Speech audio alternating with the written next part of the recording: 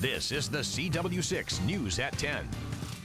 Good evening, everyone. I'm Megan Coleman in for Matt tonight. Matt Mulcahy is in Washington right now for the President's State of the Union address. We'll go live to him on Capitol Hill in just a moment. But first tonight, President Obama addressed the nation tonight. In fact, he continues to do that right now. This is his sixth State of the Union address. Tonight, he told Americans the shadow of crisis has passed. After years of being dominated by wars, recession, and the threat of terror, he says it's now time to turn the page. America, for all that we have endured, for all the grit and hard work required to come back, for all the tasks that lie ahead, know this: the shadow of crisis has passed, and the State of the Union is strong.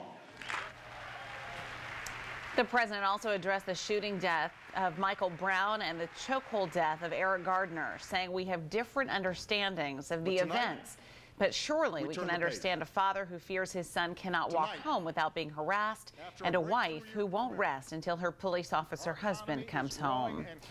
Matt Mulcahy is live in Washington right now with reaction. Matt, good evening. Well, Megan, we're right across from the Capitol right now in the Cannon Rotunda, where we know the speech is still going on. From outside the window, we can see the presidential motorcade on standby until the president leaves the Capitol sometime in the next half hour after concluding his State of the Union. Tonight we heard several different stories, several different elements of this speech, including the story of Ben and Rebecca, the Midwestern family who had fallen on hard times back in 2009, but have since written the president to say how they've really gotten back on their feet. They've had another baby, they're back to work, and things are pretty good. He used that as a representative story for how the middle class in America seems to be on the rebound, but still needs to have more assistance with programs like the free community college or a tax break, for example.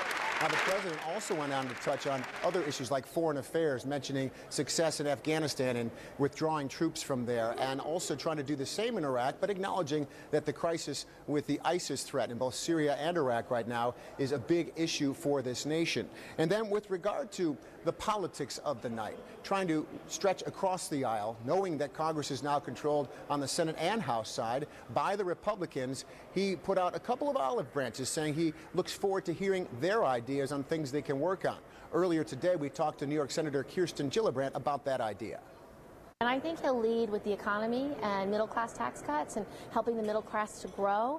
And I think that's a shared value by all Americans. People, while we have had some economic recovery, most people aren't feeling it. They're not feeling that recovery in their own lives and their own family. And so things like affordability, college affordability, universal pre-K, daycare affordability, those really matter to certainly families in Syracuse and families all across New York. In fact, Senator Gillibrand told me she hopes to be a bit of a moderating force. She's seen as a moderate Democrat who might be able to find some bipartisan issues that can help move things through on the Senate side.